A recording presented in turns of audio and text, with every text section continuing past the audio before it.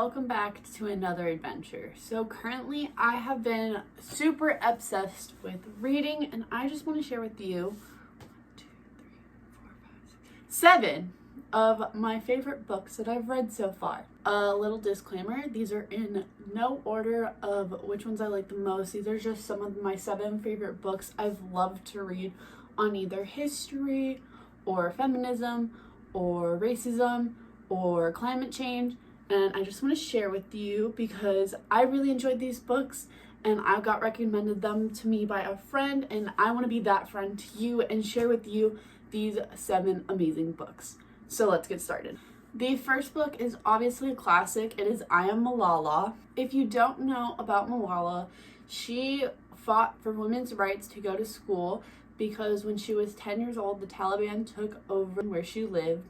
And this book describes her journey. Also, she was shot because she wanted to attend school as a female. So it really just describes her story.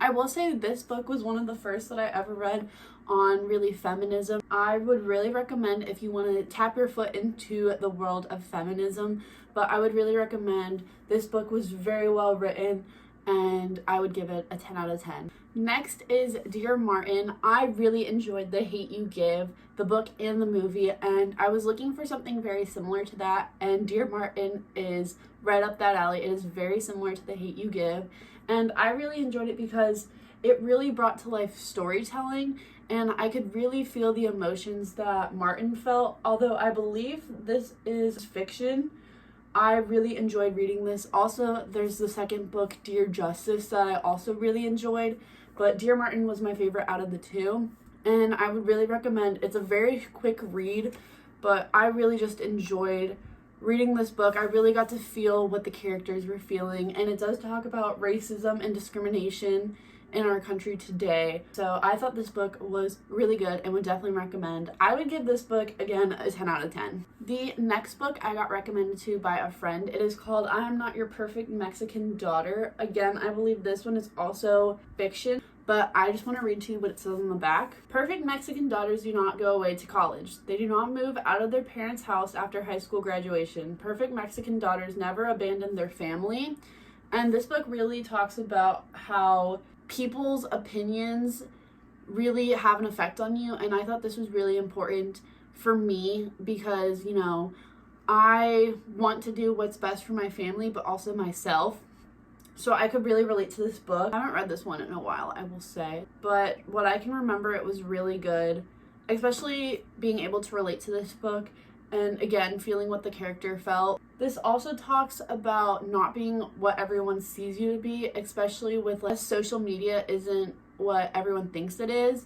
And so that was another thing that I got to relate to in this book, why I would recommend it. I would give this book a 9 out of 10. So, quick flex, I actually got to meet John Lewis on my 8th grade trip to Washington, D.C. So I had to read his book, Across the Bridge, and this really talked about his life. So John Lewis was a part of the Freedom Riders, and he actually got to walk with Dr. Martin Luther King Jr. in a lot of their marches.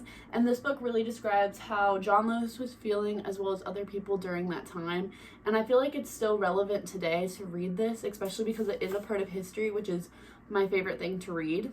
On the back it says, in Across That Bridge, Congressman John Lewis draws from his experience as a prominent leader of the civil rights movement to offer timeless wisdom. The civil rights movement gave rise to the protest culture we know today, and the experiences of leaders like Congressman Lewis. Despite more than 40 arrests, physical attacks, and several injuries, John Lewis has remained a devout advocate of the disciples and psychology of nonviolence. Now, in an era in which the protest culture he helped form has resurfaced as a force for change, Lewis' insights have never been more relevant. I agree with that statement. This book is very important to read, especially with everything that is going on again in our country. I think it is just a great book to read, especially because I love history and John Lewis. So reading this book was really interesting to me, and I would recommend 10 out of 10. This might just be my favorite book of all time. I actually got this book as a birthday gift from my friend, and it took me 6 months to read because I had just been so busy, and I'm so grateful I got to read this book, Youth to Power. It has really inspired me to do more in my community. It talks about Jamie, who is a girl who at the time, I think she's 14 in the book, talks about like how she got involved with her community and trying to speak up what she thought was right, for example, like climate change and women's rights. And this book just is like a guide to how to protest, how to speak your mind peacefully, respectfully, and it is a guide to greatness. So I would give this book like an 11 out of 10. It is my favorite book to read. I found it so relatable because it talks about the struggles of wanting to do what's right but not knowing if it was the right time or the right place.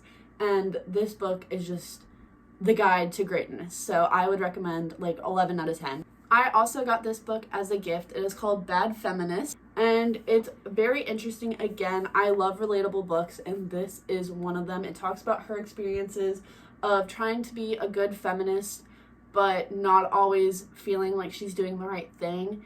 And I would recommend this book so much because, again, you always want to do what's best for you and what's best for your beliefs, but it doesn't always work out the way you want, or you have to take a step back. And I feel like this book really shows that we're not perfect. Again, Bad Feminist, we're not all perfect, and this book really just shows that. So if you want to read this, I would recommend. I would say the only thing that I had a problem reading with this is it's like essay entries, so it goes in order, but it's also kind of hard to follow the storyline. But I would definitely recommend still an 8 out of 10. Lastly, book number 7, The Feminine Mystique, a classic. I am currently only 35% of the way done, but still I would recommend. I really enjoy reading this book, and I love how it has examples from different people all across the country at the time of the 1950s and 60s, and I just find it so interesting to learn about the mindset that people had back then. I am obsessed with this book. I literally cannot put it down. I've only been reading it, I think, for almost 3 weeks now. I have only gotten to page 200 because, you know, school and practice and everything, but it's so hard to put this book down.